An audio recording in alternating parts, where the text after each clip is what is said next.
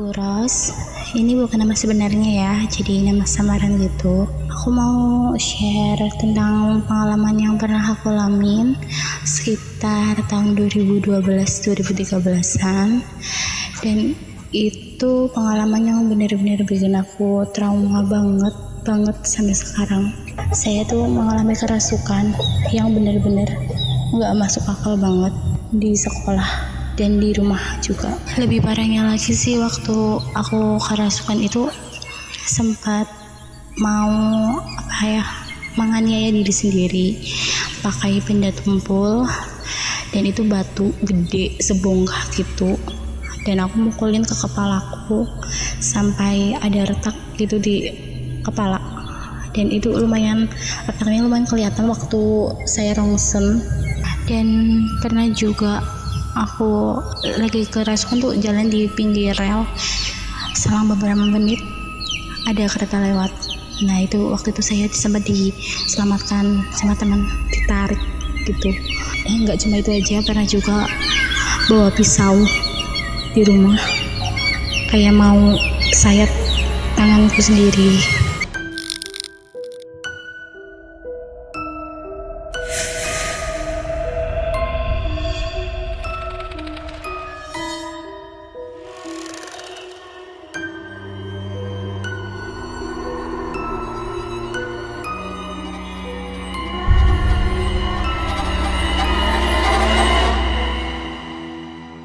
Selamat malam, kembali lagi di channel Sociopath Production. Tentunya di obrolan Mat Kribo, malam Jumat ngeri bro. Jadi untuk malam Jumat kali ini agak berbeda karena banyak cerita yang masuk ke DM kita. Akhirnya kita memilih salah satu nih cerita yang menurut kita paling menarik. Tapi sayangnya narasumber kali ini tidak bisa hadir karena satu dan lain hal. Jadi saya sendiri yang akan menceritakannya kepada kalian. Seperti biasanya di obrolan Mat Kribo ini nggak ada yang namanya setting-settingan. Percaya nggak percaya sih ya, emang ceritanya emang seperti itu, mau gimana lagi. Dan untuk kalian yang suka dengan cerita seperti ini, jangan lupa selalu dukung kami dengan cara subscribe, like video ini, dan share video ini ke teman-teman. Apabila ada kritik dan saran, tinggal komen saja di bawah. Nggak usah berlama-lama, langsung saja ke ceritanya.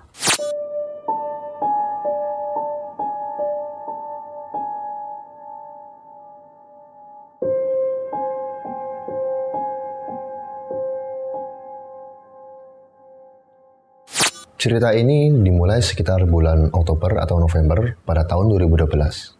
Pas lagi sibuk-sibuknya, siswa-siswi ini fokus mau ujian nasional tingkat sekolah menengah kejuruan. Kayak biasanya Ros sama teman-temannya ini suka ngumpul di kelas. Apalagi si Ros ini nih, anaknya yang nggak bisa diem, suka nyeletuk yang aneh-aneh. Ya maklum ya, namanya juga masa-masa remaja, masih jadi dede-dede gemes gitu.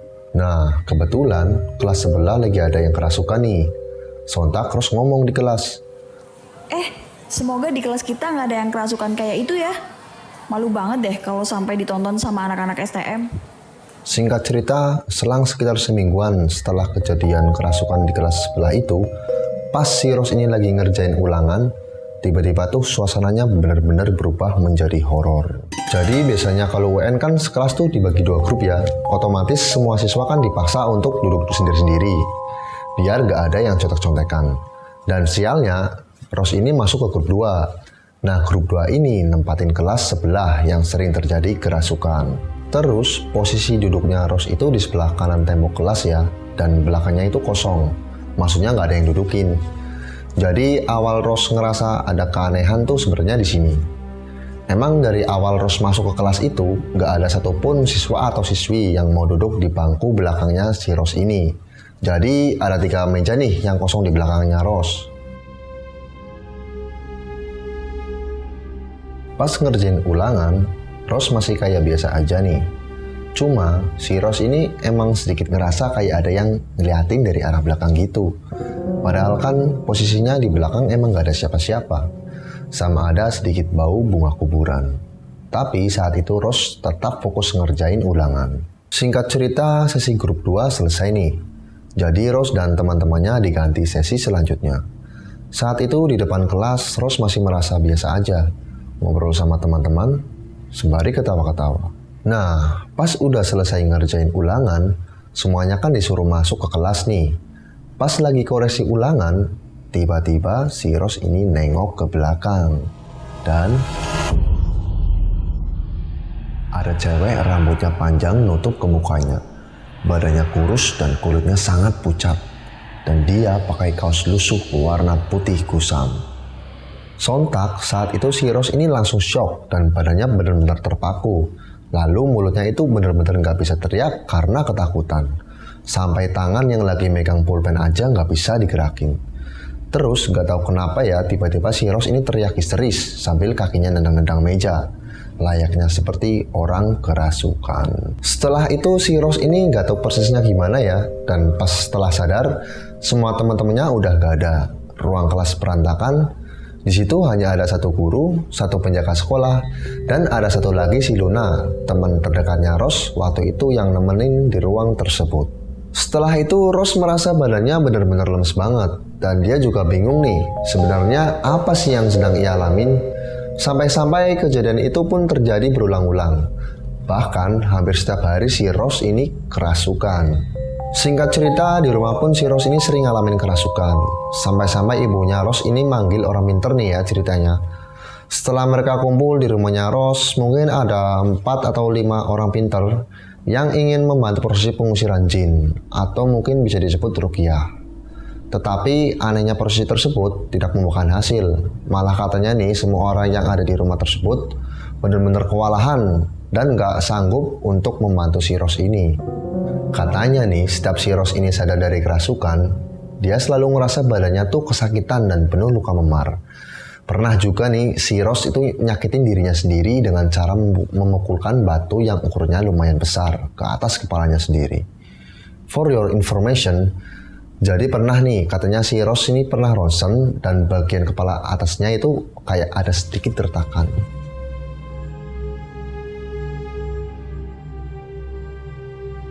Dan yang lebih ngirinya lagi, sarafnya Rose ini sempat kena karena makhluk yang sering masuk ke badannya Rose ini tuh kepengen nyakitin si Rose terus. Katanya makhluk itu pengen si Rose ini jadi temennya. Tapi aneh ya, masa teman kok nyakitin? Sampai sirinya si Rose ini kerasukan, pihak sekolahnya pun menyarankan Rose ini untuk dibawa ke psikiater. Tapi ibunya Rose ini menolak karena tahu kalau anaknya itu gak gila. Jadi ibunya Rose ini tetap kekeh ya ngebawa Rose ke orang pinter untuk pengobatannya. Kayak mungkin ke kiai atau semacam orang pinter lainnya. Sampai-sampai saat itu badannya Rose ini benar-benar habis kayak tinggal tulang dan kulit.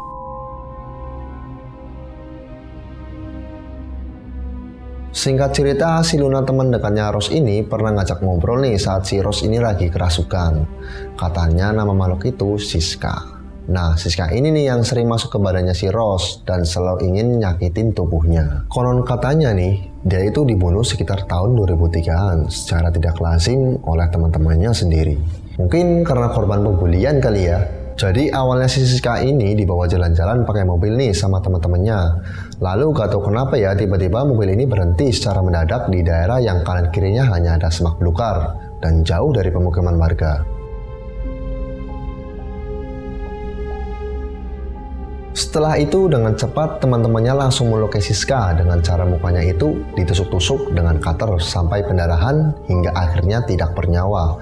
Setelah itu mayatnya dibuang di daerah laut pesisir pantai Nusa Kambangan dengan cara tubuhnya dimasukkan ke karung dan karungnya itu diikat dengan tali tambang yang dibanulkan dengan batu besar agar mayatnya tidak mengapung sekaligus menghilangkan jejak. Heran, kok ada ya orang berbuat sampai segitu itu? Makanya setiap si Rose ini kerasukan, muka Rose ini selalu ketutup rambut panjangnya. Katanya malu, mukanya makhluk yang masukin tubuh Rose ini hancur. Katanya kalau ada orang yang bisa ngelihat nih ya, mukanya si Siska ini benar-benar hancur penuh sayatan pisau dan selalu meneteskan darah hingga mengotori baju putihnya.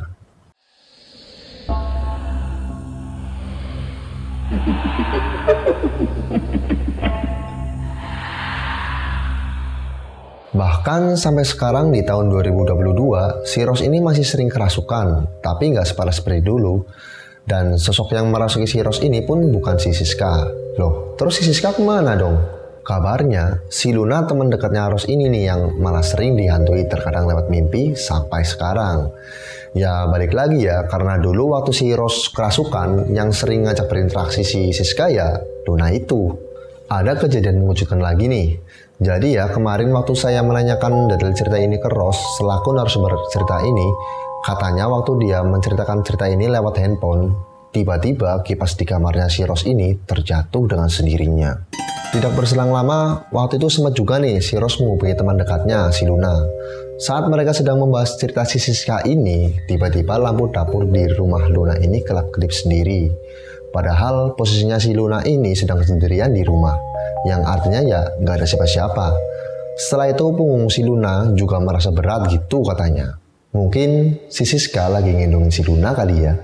Jangan-jangan karena saya lagi bahas si Siska ini, mungkin hantunya juga lagi ada di sini kali ya. Atau sedang ada di belakang kalian.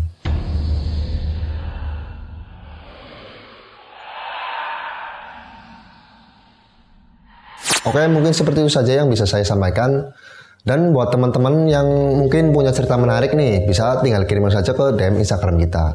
Dan buat teman-teman yang udah DM juga ke Instagram kita, mungkin bisa dijadikan ke next kontennya. Dan buat teman-teman ya, jangan lupa juga saksikan episode Mati Kripo lainnya yang nggak kalah menarik ceritanya dengan cerita ini. Mungkin cukup sekian ya, saya pamit undur diri. Selamat malam dan sampai jumpa.